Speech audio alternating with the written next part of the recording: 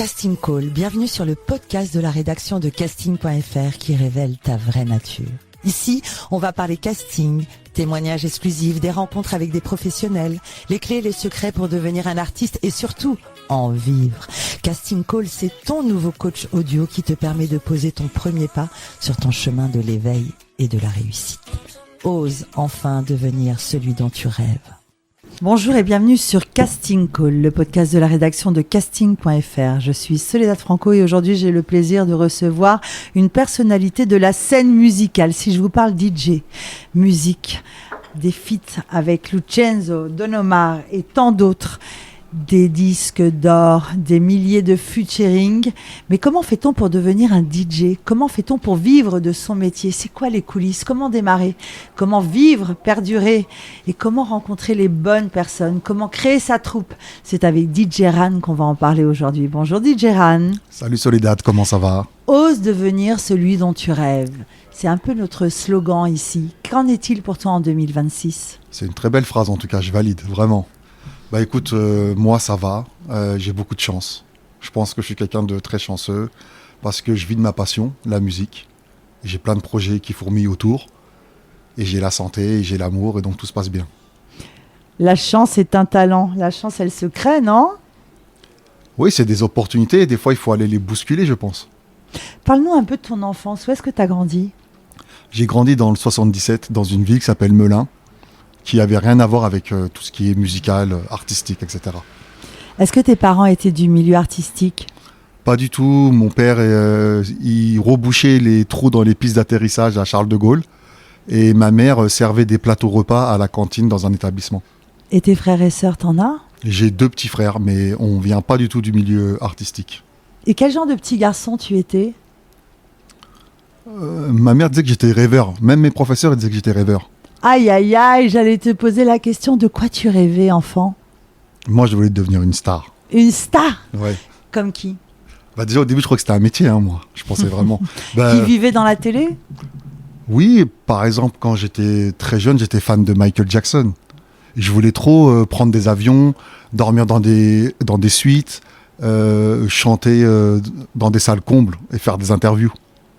Et quoi, t'en rêvais avant de t'endormir ? T'imaginais que t'allais devenir célèbre comme Omar Sy ou n'importe quoi ? Qu'est-ce qui m'arrive ? Je recommence. Mais quoi, t'en rêvais quand t'étais petit avant de dormir que t'allais être, je sais pas, célèbre comme Michael Jackson ? Oui, je sais pas pourquoi, mais c'est devenu... En fait, je voulais pas vivre comme les gens normaux. Je voulais vivre anormalement. Anormalement. T'as fait des études ? J'ai une licence en commerce et j'ai fait Sciences Po. Ah, quand même ? Bah, en fait, mes parents, ils venaient du milieu associatif, politico-associatif. Donc, du coup, j'ai grandi, moi, dans ce domaine-là un peu. Sciences Po, monsieur. Ouais, et Vous voyez les artistes, les DJ, monsieur, on se forme. Bah, c'est pas rien, Sciences Po. Quand j'ai dit à mes parents que je voulais faire de la musique, pour eux, c'était pas un métier. Donc, j'ai passé un pacte avec eux. Ils m'ont dit, ramène-nous quelques diplômes et après, on te laissera faire le choix que tu veux. Je leur ai ramené une licence, j'ai fait Sciences Po. Après ça, ils m'ont dit, ta carte blanche. Comment on devient DJ ? Parce que ça paraît complètement inabordable, inaccessible. On ne sait pas par où commencer. Toi, ça fait déjà plus de 20 ans que tu es sur la scène. Tu nous raconteras comment tu as rencontré ces grandes célébrités. Mais par quoi ça commence ? Écoute, un soir, je suis sorti avec des potes à moi dans un club en région parisienne et il y avait Cut Killer qui mixait. Je connaissais un tout petit peu de nom, mais sans plus. Et quand il est rentré dans la boîte, accompagné de gardes du corps, de filles, et quand j'ai vu un peu les gens, comment ils ont pété les plombs quand il a commencé à faire son set, je dis, oh là là. Alors peut-être que c'est pas le chant, c'est peut-être les platines, mon truc. Et c'est à partir de là que j'ai voulu devenir DJ. Parce que tu avais pensé au chant avant ? Oui, au début, j'étais fan de Michael, donc j'essayais de chanter comme lui, impossible. Ah, tu vois, je t'imaginais danser, moi, je sais pas pourquoi. J'ai essayé de danser comme lui, impossible aussi. Mais par contre, DJ, ça s'est fait plus facilement. Mais alors, est-ce qu'on apprend à devenir DJ ? Est-ce que ça s'apprend ? Est-ce qu'il y a des écoles pour ça ? Alors, il y a des écoles très sérieuses maintenant, qui t'apprennent vraiment le milieu du DJing. Mais à mon époque, il n'y avait pas ça. Il y avait des cassettes vidéo où il y avait des DJ confirmés qui nous montraient comment caler un disque par rapport à un autre et comment scratcher, c'est tout. C'est comme ça que tu as appris ? C'est comme ça que j'ai appris. Alors quoi, tu décides de te lancer, t'achètes une platine, comment ça se passe ? Raconte-nous, on veut connaître toutes les étapes. Au début, il fallait s'approprier du matériel qui coûtait très cher à l'époque et j'avais pas les moyens. Donc à côté des études, je travaillais le soir, les mercredis et les week-ends. Et c'est avec le travail que je faisais à côté, je faisais aide aux devoirs. Avec ça, j'ai mis des sous de côté, je faisais un petit peu de vente à la Fnac, Virgin, Darty. Et en mettant les sous de côté, j'ai eu une première platine, puis une table de mixage et une deuxième platine. Et à partir de là, j'ai pu m'entraîner à la maison. Et à quel moment tu as eu ce déclic où ça y est, tu te professionnalises ? Au début, avec un ami à moi, on mixait dans des pavillons des copains quand les parents partaient en vacances. Donc c'était sympa. Et puis un jour, il y a quelqu'un qui nous a booké une date sur Paris. Mais on parlait pas d'argent. Et à la fin de la soirée, il nous a tendu de l'argent à nous deux. Et on s'est dit avec mon pote, attends, on mixe, on s'éclate et on gagne de l'argent. Et à partir de là, on a compris qu'on pouvait en faire un business. Donc vous avez créé un duo au départ. Vous êtes DJ et quoi ? Vous travaillez pour des mariages, des fêtes ? Comment ça se passe ? On mixe dans des soirées privées. Et puis après, on commence à mixer dans des boîtes de nuit autour des Champs-Élysées. Puis il y a encore d'autres boîtes et puis des bars. Et on commence à nous appeler en province. Et on augmente un peu les cachets, mais c'est des petites augmentations. Puis on travaille à côté ou on continue les études à côté. Et les week-ends, on va mixer les vendredis et samedis soirs en boîte de nuit. Il y a des cachets qui tombent et on se dit, mais attends, ça peut être sympa de s'éclater et de prendre de l'argent. Mais à l'époque, on commence à comprendre le business, mais on se dit pas qu'on va tout plaquer pour ça. Mais attends, parce que tu vois, si pour une chanteuse, on se dit ok, il faut écrire des chansons, faut avoir une mélodie, jouer à la guitare, mais un DJ, c'est quoi ? Qu'est-ce qu'il faut avoir ? On connaît pas nous, des sets, c'est quoi ? Nous, en fait, on nous appelle, on nous dit par exemple, je suis gérant d'un établissement, j'aimerais que vous mixiez 2 heures ou 3 heures. Combien vous prenez ? On négociait le tarif, on mixait, ça se passait très bien. À la fin, le mec, il nous payait. On n'était pas organisé, pas de label, pas de société, rien. C'était comme ça. Et petit à petit, on a commencé à s'organiser. Et à force de faire des soirées, ça a été, on va dire, notre CV à nous. Et plus le CV grossissait, plus on avait de la demande, plus les cachets, ils augmentaient. Et finalement, pour être DJ, c'est quoi ? Il faut avoir un positionnement musical, il faut savoir enchaîner, mixer. C'est quoi le talent premier d'un DJ ? Quelles sont les ressources qu'il faut avoir fondamentalement ? Un DJ, il doit regarder sa piste de danse, il doit faire en sorte qu'elle ne se vide pas, qu'elle se remplisse et que l'énergie reste. Donc, il va faire des essais, il va mettre des titres, et on sait qu'il y a des titres tellement connus, tellement énergiques, qui vont nous permettre de garder le public sur la piste de danse et même de les rendre, on va dire, fous. Et le travail, c'est pendant 1 heure, 2 heures, 3 heures, lire sa piste et faire en sorte que ça ne redescende pas. Alors, il y a un moment, tu bascules dans la profession, mais quand on voit ton CV, Justin Bieber, Don Omar, Rihanna, on va évidemment parler de ce grand succès avec Lucenzo. Raconte-nous ta première rencontre où là, tu dis, OK, il y a un truc qui se passe, je vais peut-être être au-devant de la scène et pas que rester dans ces soirées privées. Je suis à Cannes, pendant le festival de Cannes. Je rencontre une dame qui s'occupe de la sécurité du festival de Cannes. Autour d'un verre, on discute, je me présente, je lui dis que je mixe sur Paris et que je suis venu voir des copains et profiter un peu du festival. Elle me branche avec quelqu'un. Et un contact en apporte un autre. Je me retrouve sur le plateau de Canal+ de Deniso à mixer, avec Omar et Fred. Après ce passage-là, le soir même, on m'appelle pour mixer dans une soirée privée. Et le lendemain, on m'appelle pour mixer sur le yacht de Schumacher.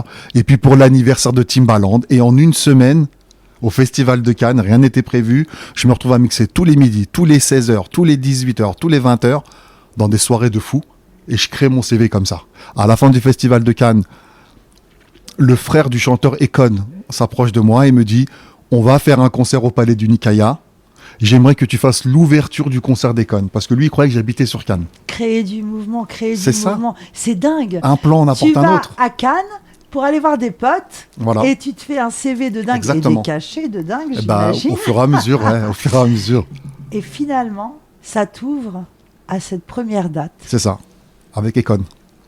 Et quand on continue dans ton CV, Ça paraît dingue parce que tu as même rencontré Latoya Jackson, la sœur de Michael Jackson, celui qui t'a fait rêver enfant. Raconte-nous cette rencontre.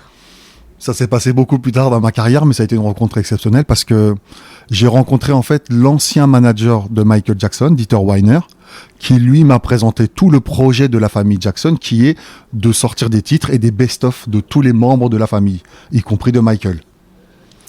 Et peut-être pour un essai, il m'a mis entre les mains un projet pour Latoya Jackson.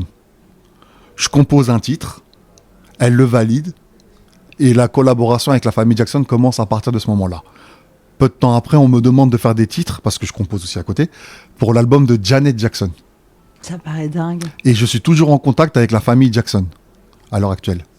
Ceux qui te faisaient rêver enfant. Exactement. Ça veut dire que si Michael était un corps de ce monde, je pense que je l'aurais croisé et peut-être qu'on aurait travaillé ensemble. Qu'est-ce qu'un bon DJ selon toi? Comment fait-on pour se faire remarquer? Tout à l'heure, tu nous disais être attentif à la scène. J'imagine que c'est une carrière en dents de scie. Tu n'as pas de sécurité, tu n'as pas de parachute. Ça doit être terriblement angoissant parfois. Le milieu artistique, c'est comme ça. Ça monte, et quand ça monte très haut. Puis quand ça descend, de toute façon, ça peut que redescendre à un moment donné, ça descend très bas. Et puis ça peut que remonter aussi encore.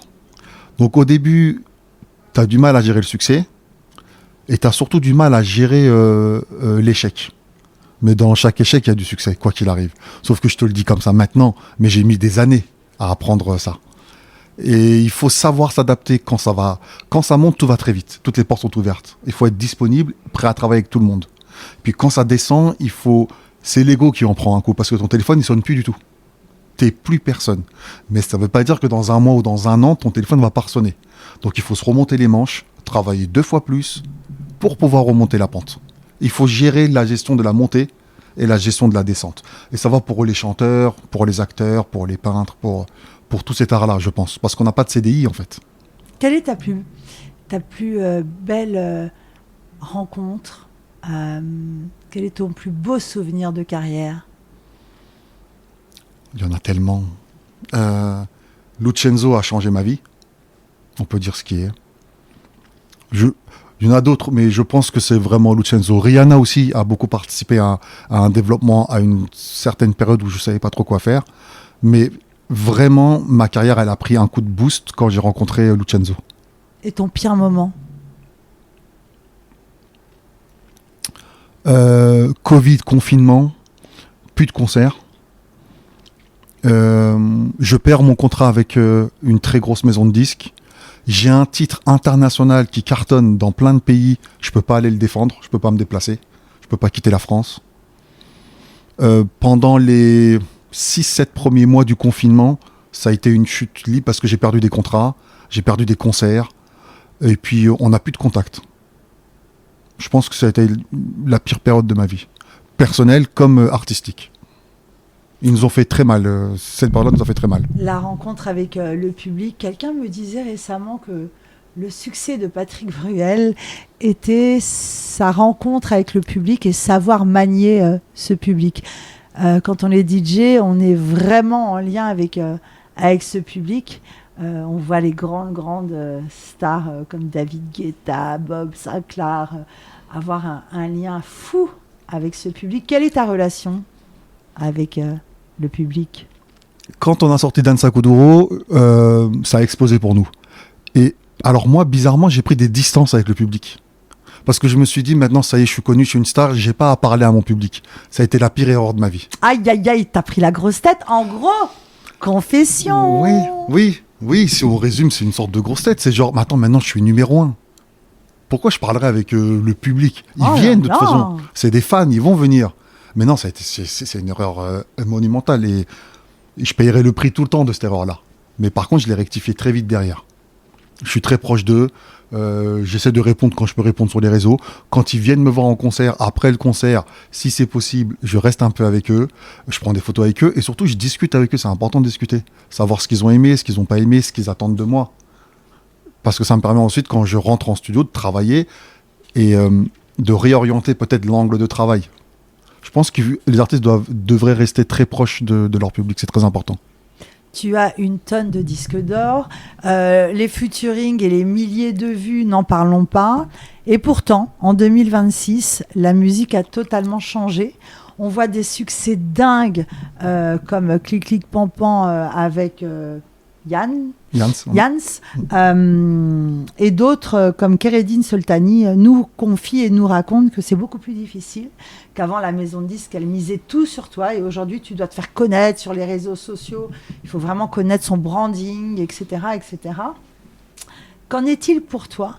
Est-ce que tu as dû changer ta façon de travailler parce que tu es quand même de l'ancienne génération? C'est vrai.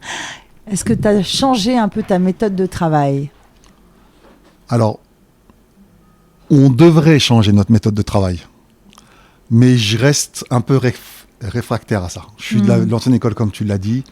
Moi, j'ai connu la musique, on est en studio, on compose un titre, on le finit, on le met entre les mains d'une maison de disques et d'une société de promotion, et c'est le public qui décide. Pour que le public décide, il faut que ces cols blancs, entre parenthèses, donc les gens qui font le business, travaillent. Comme tu as dit, la donne, elle a changé. Maintenant, il faut se créer soi-même via les réseaux sociaux son propre public, que ça soit une armée. Beaucoup d'artistes appellent ça armée. Et en fait, avec cette armée-là, on va négocier la continuité de notre carrière. Moi, je ne suis pas fan de cette méthode-là, mais c'est la vérité. Et il faut désacraliser aussi l'image qu'on a que tous les artistes sont riches et vivent très très bien de leur musique. Et pourtant, quand même, on va parler argent. Parfois, on peut vivre grâce à un seul titre. On va parler de ta rencontre avec Lucenzo et ce succès absolument vertigineux d'Dança Kuduro, qui tourne encore, que vous alliez à Singapour, au Brésil, à New York. Dans n'importe quelle soirée, le morceau sort et on est tous en transe. Comment t'as rencontré Lucenzo ? J'étais en concert avec Rihanna et on s'est rencontrés après le concert. Il était présent.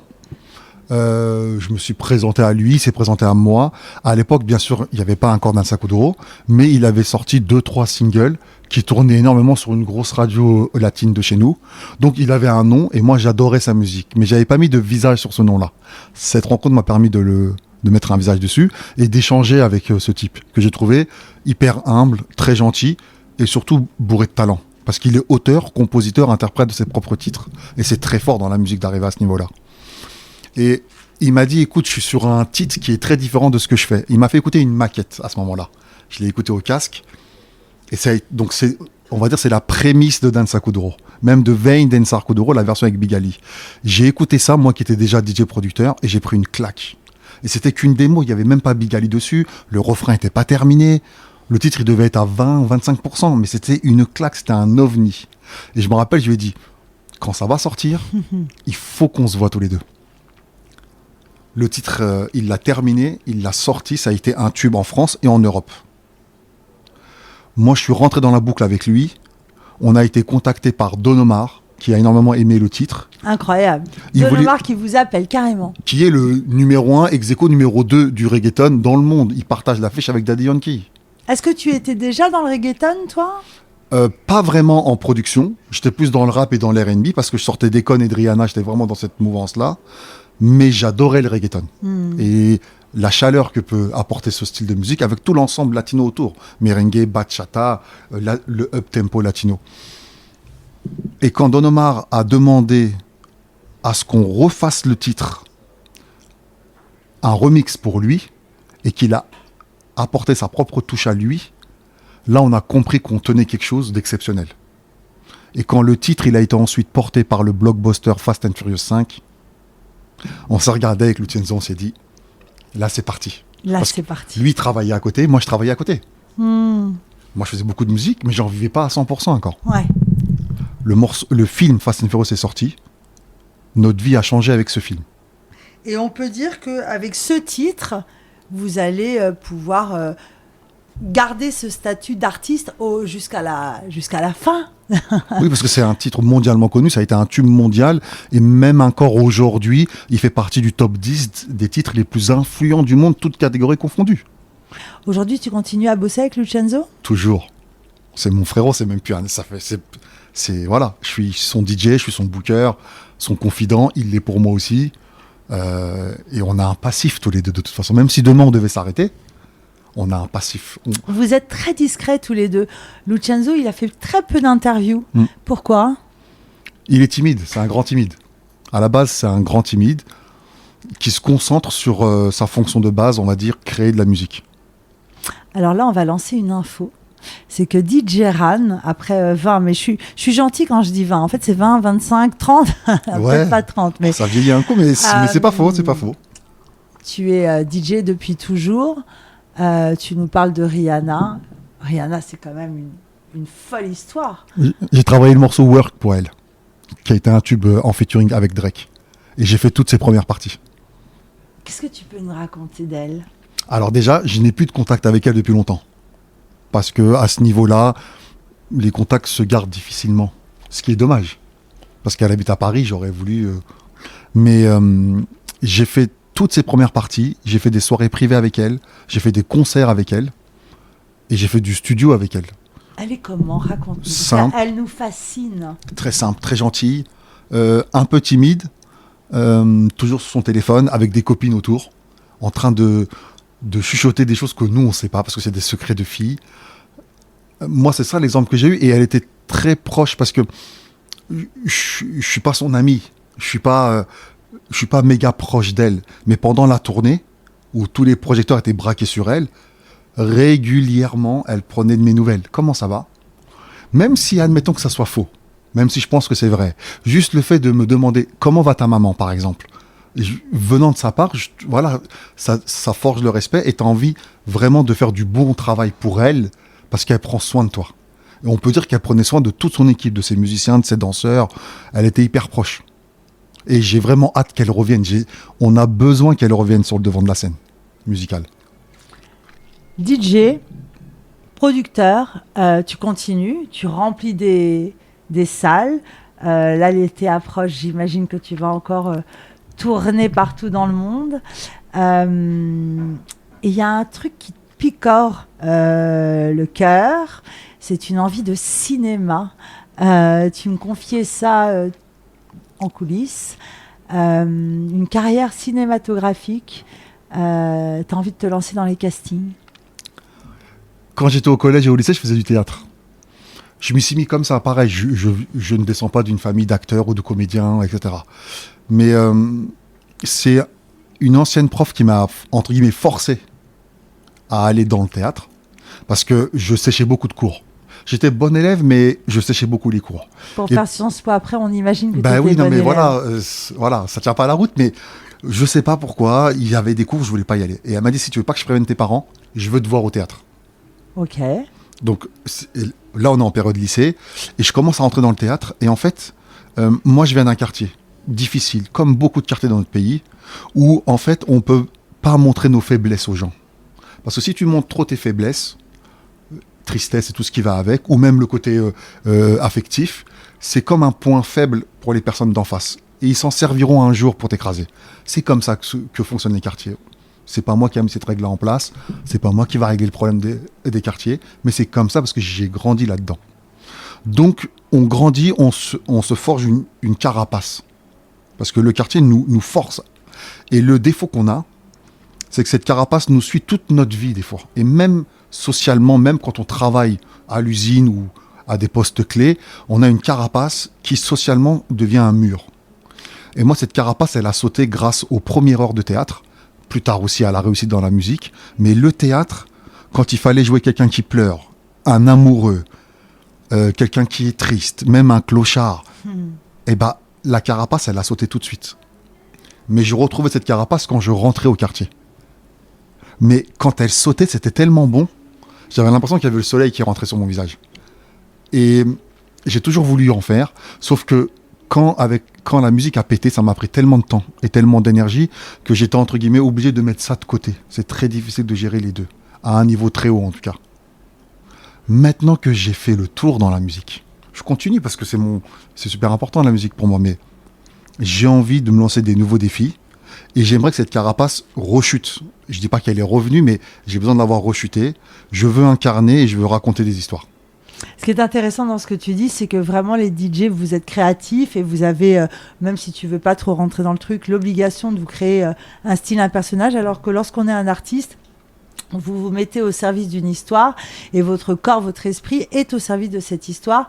Et incarner une histoire, c'est s'oublier soi-même. C'est comme si tu avais envie de t'oublier toi-même. Est-ce que tu as démarré? Est-ce que tu sais par où commencer? Est-ce que quelqu'un t'a conseillé?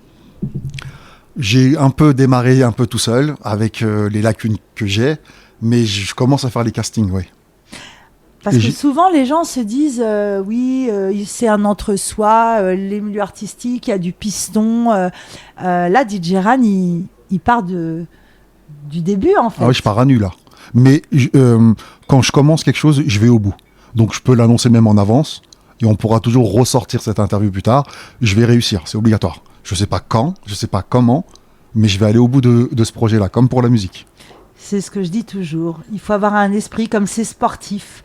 Qu'est-ce que tu pourrais donner comme conseil à tous ces jeunes qui rêvent de devenir DJ?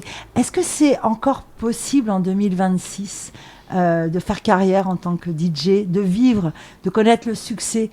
Comment faire? Moi, j'ai jamais commencé en me disant je vais faire beaucoup d'argent, je vais faire le tour du monde, etc. et tout. Au début, c'était une curiosité qui s'est transformée en un hobby. Et ce hobby, il a pris tellement de temps qu'il m'a protégé de la rue. Donc, je lui dois beaucoup déjà à ça. Et c'est après que j'ai vu qu'on pouvait faire des sous. Mais commencer la musique, on va dire DJ, ne veut pas dire forcément gagner sa vie. Moi, je viens d'une époque où il y avait encore de la place. Maintenant, il y a des DJ, c'est devenu tellement des superstars. Tu l'as cité tout à l'heure, David Guetta, DJ Snake par exemple, que énormément de jeunes veulent être eux. Et ce qui est normal. C'est pareil pour les footballeurs. Et le souci, c'est que plus il y a de monde, moins il y a de place. Donc il va falloir, le conseil que je peux donner, c'est de la patience, être hyper créatif, trouver une trajectoire peut-être empruntée par personne. Parce que si on fait comme tout le monde, pourquoi nous, on aurait plus de succès que les autres? Voilà. Il faut être créatif, il faut trouver une direction artistique, il faut s'y tenir. Et je pense qu'il faut être fidèle et être réglo avec soi-même avant de l'être pour les gens. Réglo et fidèle avec soi-même. Rosalia nous a montré récemment, avec son audace incroyable. Que justement être inventif, ça fonctionne. Qu'est-ce que tu peux nous dire de toute cette scène de latina là, qui font de la musique latine, reggaeton? Je pense à Shakira, je pense à Jennifer Lopez, je pense à Rosalia, je pense à Karol G. Elles sont carrément surprenantes et audacieuses, non? Qu'est-ce que ça veut dire, tout ça, là, ce qui se passe? Pour moi, ces artistes-là sont arrivés à un niveau tellement élevé que c'est même plus des artistes latines. Pour moi, c'est des pop stars qui ont une influence mondiale. Et forcément, c'est un recèlement tellement énorme autour d'elle que le cercle s'est tellement élargi, il est devenu mondial. D'une simple chanteuse dans des bars à striptease ou des bars où les gens descendaient des bières, ça remplit des stades maintenant. Et c'est devenu des modèles que les plus grosses marques s'arrachent. On a vu récemment Bad Bunny qui a fait la mi-temps du Super Bowl. C'est incroyable. C'était fou. Il a porté la culture latine à un niveau tellement élevé, tellement que même le président des États-Unis en tremble. Et puis c'est devenu politique en plus de ça. Les frontières, elles ont été passées. Pour répondre à ta question, c'est que le reggaeton, la musique latine, elle a explosé dans le monde entier il y a quelques années de ça. Ça a fait émerger des Bad Bunny, des J Balvin, des Ozuna, et j'en passe, même des Maluma qui sont des méga stars. Et maintenant, c'est devenu une culture tellement énorme qu'ils portent sur leurs épaules quelque chose qui n'est même plus que artistique, mais politique. Mais en France, le public est réceptif. Est-ce que les Français aiment le reggaeton? Est-ce que ça fonctionne ici? Jusqu'en 2022-2023, le public français était fan de tous ces artistes-là. Ils les suivent toujours, mais beaucoup moins, parce que les chiffres le montrent. Parce qu'il y a un style de musique qui a explosé chez nous, qui est là depuis longtemps, mais qui a explosé chez nous, qui s'appelle, entre guillemets, ils appellent ça l'urbain français.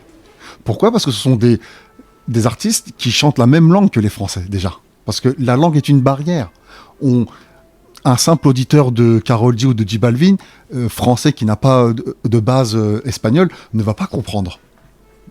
La personne va apprécier la musique parce qu'elle est formidable, mais est-ce qu'elle va comprendre le message qui divulgue? Alors que les rappeurs français, ils parlent en français. Donc on a tout de suite les codes.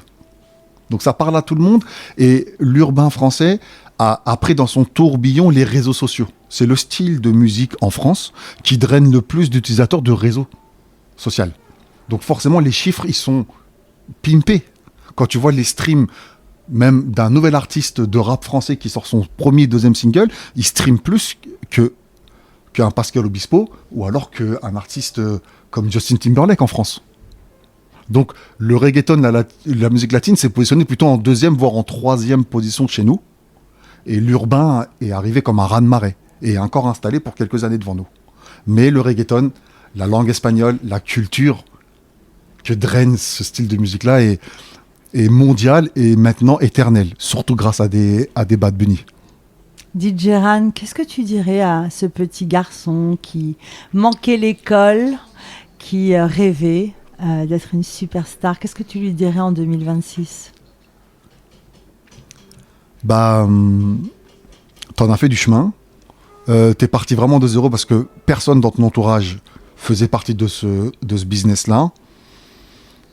Et autour de moi, personne croyait en moi en plus, à l'époque. Donc on est en 2026, on peut faire toujours mieux, mais t'es bien déjà. Pourquoi tu ferais pas une petite pause et que tu te féliciterais de temps en temps? Parce que je le fais jamais. Je te donne les chiffres, je les regarde, mais après je passe à autre chose. Mais vu que je suis un insatisfait, il faut que je me donne un autre but, un autre objectif, et que je cartonne dedans. C'est comme ça que je suis heureux. On te souhaite des castings cinéma, oui. Des castings séries, DJ oui. Ran. Merci pour ce délicieux moment. Merci beaucoup, Soledad.